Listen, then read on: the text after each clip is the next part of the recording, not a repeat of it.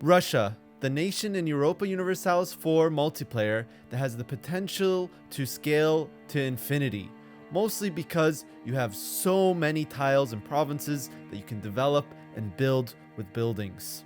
But just because we are so big doesn't mean that we are unstoppable, especially when you have nations like the Commonwealth and Sweden on your border. In the last part, we went from being a small Muscovy to being one of the strongest nations in the lobby. You can watch the first part here, but it's not necessary to enjoy this video.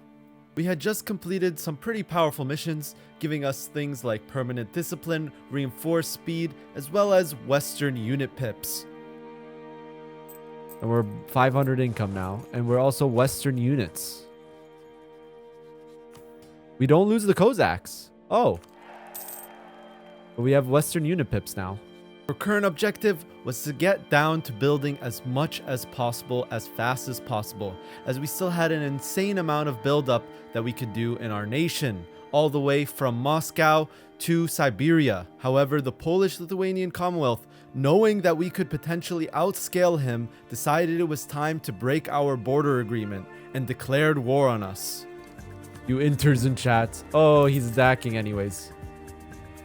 Whether we wanted it or not, war was here, and the Winged Hussars had arrived. Seeing the size of the massive Polish army, I had to delay for time while we got more troops.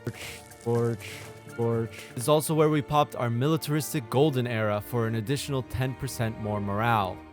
Finally engaged Poland and Kolomna, where we tried to hold off the Polish advance.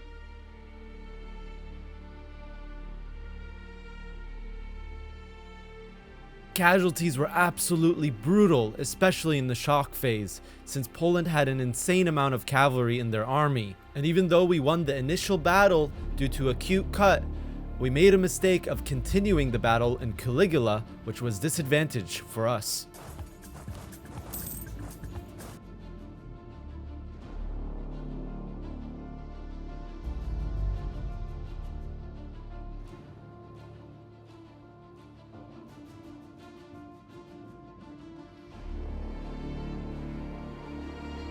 We won the battles, but at what cost? Just those 3 battles alone made us lose 250,000 manpower. Before we could siege any forts, the Polish Lithuanian Commonwealth had recouped, and he was pushing us back towards Moscow. I tried to do another cute play and cut his army in order to win the battles, but taking these -1 battles to do the cut plays may have not been worth it, as even though I was winning some of the battles, I was taking still too many casualties I could not afford, especially now that I did not have enforced serfdom.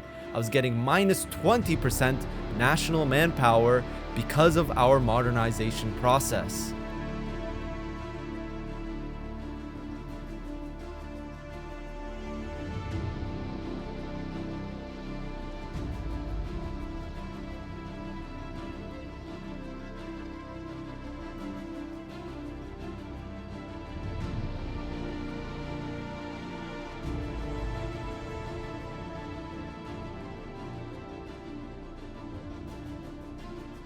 After that lost battle, the Polish-Lithuanian advance continued. Tried a different angle of attack, fighting him in Kursk, where we were able to win. And even though it seemed that we were turning the war, we had a major issue. We were running out of men.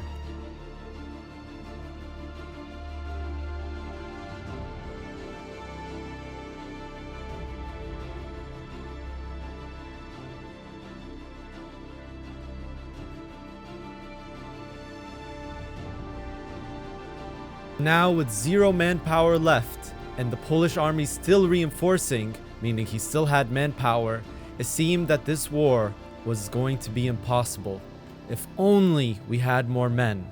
So I had to make the hard decision of giving in to the Polish demands and attacking him when we are fully built up, when we could defeat him. It's times like this that I kind of wish that EU4 represented attrition and winter warfare a little bit better, as we could have retreated back and waited for the Polish Lithuanian army to attrition more, maybe that'll be something in EU5. He sees me drilling. He's hating.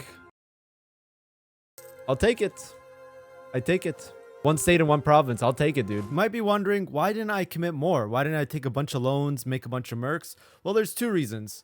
The first is that I did not want to lose my army professionalism. Even though I was slackening, I still maintained 80 army professionalism after the war. The second reason is that I wanted to be able to turn around after this war and do other wars. For example, killing off the Qing like we are right here. 朋友是一个坚韧不拔的纪录片。 Also, by going into a full total war mode, we delay our scaling even further. And when we have this much scaling to do, it's much better to just take the L, move on, build up, and come back another time. And trust me, we will come back and fight the Polish again. This Haunt guy is no joke, by the way. Wait, is that also Haunt on Italy? Wait, and Humped on Westphalia? The Ottoman player is taking a shower? What is going on in this lobby? Anyways, it was time to continue the infinite scale of Russia. And since Qing was now an AI, I could use him to farm some more ducats out of him, as well as get some more provinces in Asia. And unfortunately, we started reaching the point in the game where the game was getting really laggy for all of the players. Game's too laggy, huh? No. Mega lag. I mean, I'm only fighting with my mercs. Okay. Whoa, That's just bullying at that point. yes, you're not gonna lose to the vampire on it either. Since the main reason we lost the war against the PLC was because we ran out of manpower, our primary concern in our buildup right now was manpower buildings, developing manpower, as well as culture converting any cultures that we could not accept. The reason being that in this mod, you get minus 90% manpower for unaccepted culture versus minus 33% that's in vanilla. Luckily for us, PLC and Scandinavia were in chain wars against one another, giving us a lot of time to peacefully build up and destroy the Qing. Enemies? Right now, I don't really have any enemies. I'm just scaling. I've kind of mended all of my enemies. No one really has wants anything to do with me. Fighting me is annoying. You have to remember that. We have the Russian-Siberian strategy. Because that totally worked against Poland. Delay strategies. This war is already almost over, I think. We fully annexed Qing here. That's going to give us some points for killing the emperor, the Chinese emperor. Why do I have a new Russia, dude? It's great. Yes, in this timeline, Patagonia is Muscovite culture. You guys just want everyone in the lobby to be my enemy, don't you? Admit it, chat! Admit it. Next part of our buildup was taking the trade out of China and diverting it back to Novgorod. Of course, in classic Russian fashion, we still wanted to use our great power status to ask for tribute from our neighbors in China, the Yui. No, Yui! Can I get some money? Stupid. Hello? Why do you want money from a Chinese soldier? 400 ducat node, Beijing? He's stealing all the New World trade. Yes, I steal from filthy European Chinese business deal. Don't even know what you're asking either. What am I buying? Wait, what did he take? What's China paying for? You can just build fucking trade center and steal. Great idea, actually. And that's exactly what we did. Using a mechanic that's in the mod, you can actually make trade centers in states that don't have a trade center already in them. The way you do that is by having a 30 dev province and having a marketplace in there. Using this mod mechanic, we were able to make two very big trade centers in the Xi'an node and the Beijing node. To trade companies, we were able to use a lot of merchants and then add trade steering all the way to the Novgorod node. We boosted our income from 900 ducats all the way to 1,500 ducats. Keep in mind at this stage, we also had manufactories in every single one of our provinces. While Poland and Scandinavia were still fighting one another. This insane income didn't last long, because once Rajputana noticed, he started diverting trade through his Chagatai vassal, and eventually UA stopped pushing trade to Beijing. This led us to our next war against Rajputana. We're in the middle of the war! We're rushing this fort! How many men is this gonna cost me? Oh, we got it. We have the war goal. Now rush this brought one! The war goal secured, Rajputana, not wanting to fight the entire Russian army for a vassal, gave us his Chagatai lands. We won! We won! Russia will grow larger. Is the game laggy for you guys? Yeah, I don't think really this is laggy. playable. Like, it's actually just unplayable. This shit's so laggy. What the fuck? It's not even laggy for me. This guy sounds like What Flory. do you, yes, I've got flaw like It's not laggy for me. It's just slow. It stops every couple of seconds. Yeah, that's It's what's happening stuttering. for me too. Really I'm stuttering too. Choppy. Yeah. Someone's computer is bringing us down. Who is it? is it the Burmese player just being on the nation? I have a very good CPU. And that brings me into a bit of discussion about EU5. If you guys noticed, a lot of other EU4 YouTubers have been talking about EU5 and talking about the patches and the Tinto talks. Me personally, I didn't really want to just repeat what other people were talking about or just read from Reddit threads. I might, if you guys write down in the comments and you want this, I might give my thoughts on the Tinto talks once there's more information released, and then I'll just do one video and be done with it.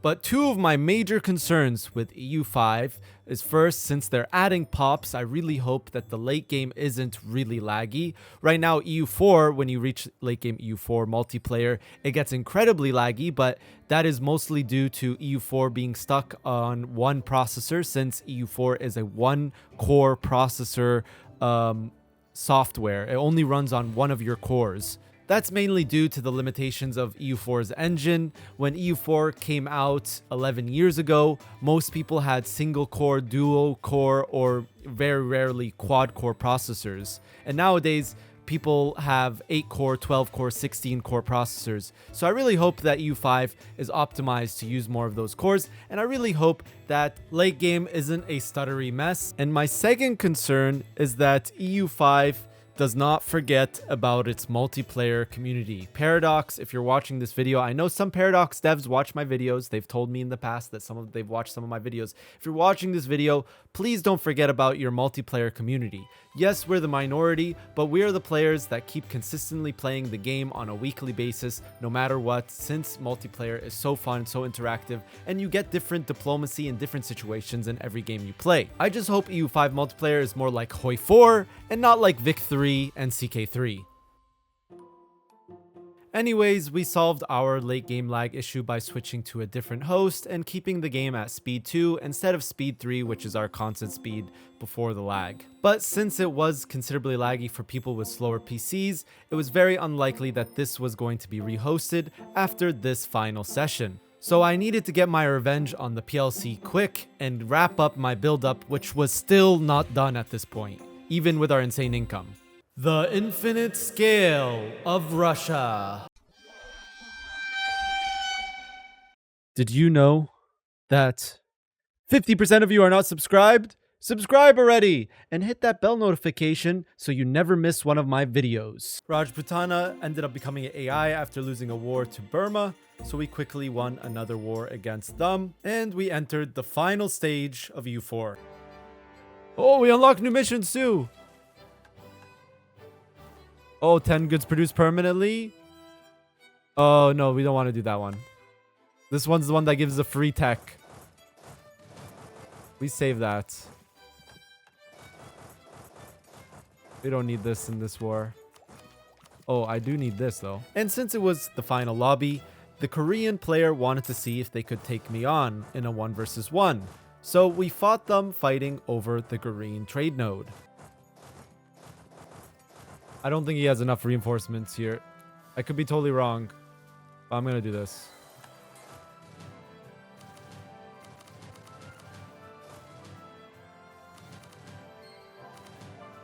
Okay, that was not worth.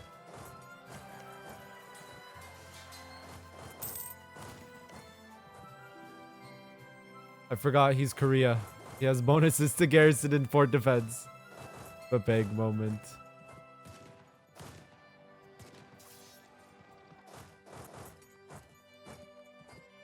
He's arriving.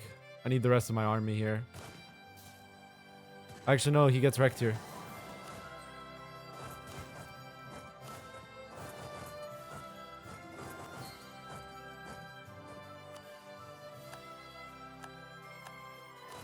Since I saw more of Korean's troops coming through China, I decided to push off of his mountain forts and wait until I got my reinforcements from Rajputana.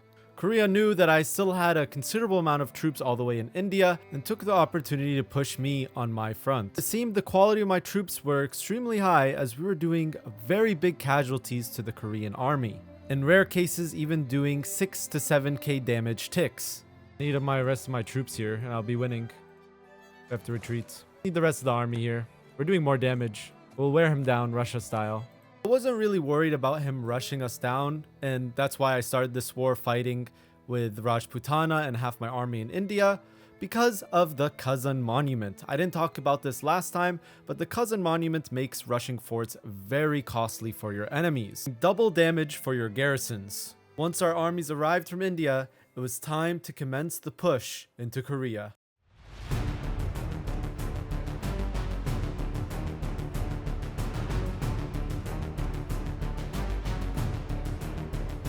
Time to do even more damage.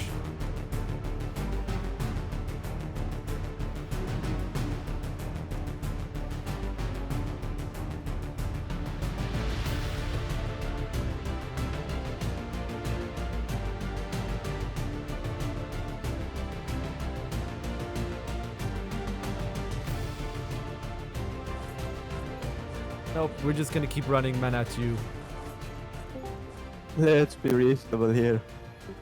What? I told you I was gonna attack you before you started your war. You asked me. Yeah, no, that's why you're doing so much damage. Stop. I'm out of manpower in a bit. Stop. I still have a lot, like 1 million. Yeah, I realized that I was not doing, like, I wasn't gonna win the battles. Yeah, but you did 4 times the casualties. And take the next tech too. I'm giving you so. Wait, what was it you wanted? Get on the Russian stuff, man. Yes, get me out. Victory. That was the peace deal I sent you, bro. Oh. I'm gonna go kill these Portuguese now. And we got the port of Vladivostok missions. We got another coal mine. Oh, we got another coal mine. Did he build a furnace in it already for me? He did. All right, guys, it's time to end Poland. You guys have been waiting for this for centuries. It's time. I need to get my army. I probably should. How much am I attritioning? A lot. Hi, Habibi. Hi. Can you help me with Poland? He ganking me. Who's ganking you? Hunt. Your hunt. The Polish one. Oh, yeah, I'm attacking him right now. Okay, thank you. You're welcome.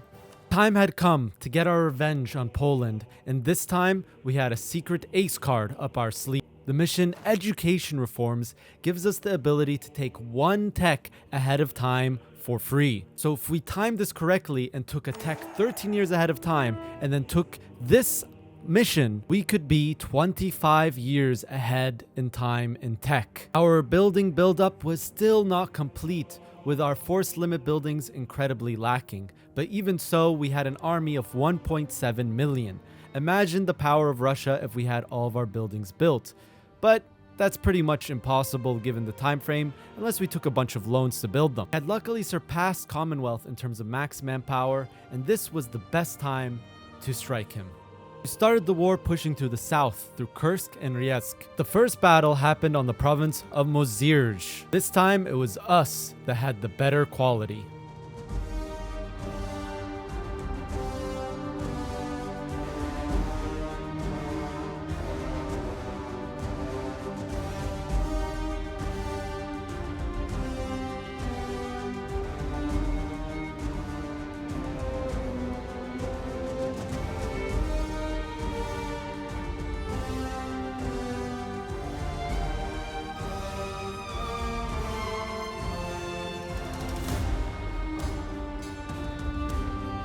We had successfully pushed all the way to Kyiv.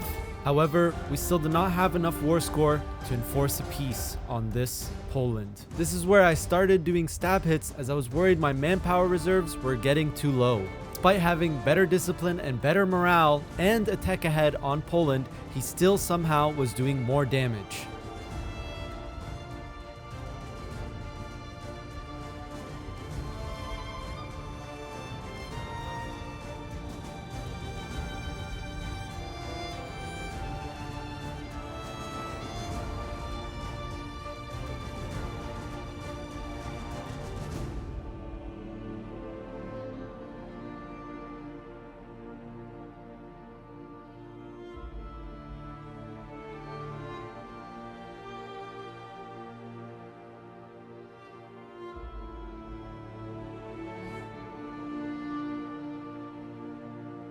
And victory was achieved. Russia has won.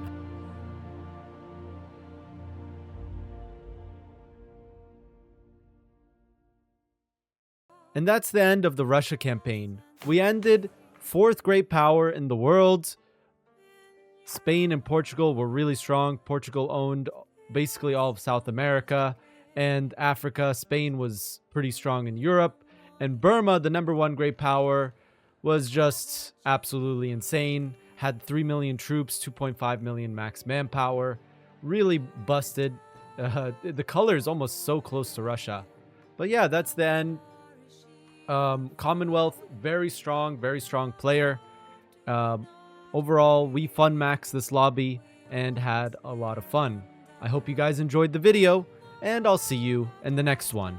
Thank you, my patrons, Mason and Druska, Hardbam, Chogos, RVR, Feels, Djex, Nexos, Buttermilk Jesus, Zorovia, Endless Night, Fabulous Nail, Beyond, Tonics, Kolkarp, Loffer, Trevor Kosman, Diane Mason, Daniel Lubisic, and Shane Altier. Thank you so much for directly supporting this channel, and if you want to directly support this channel, you can by using the Patreon link in the description for some cool perks involved. Thank you so much, guys. I hope you enjoyed the video.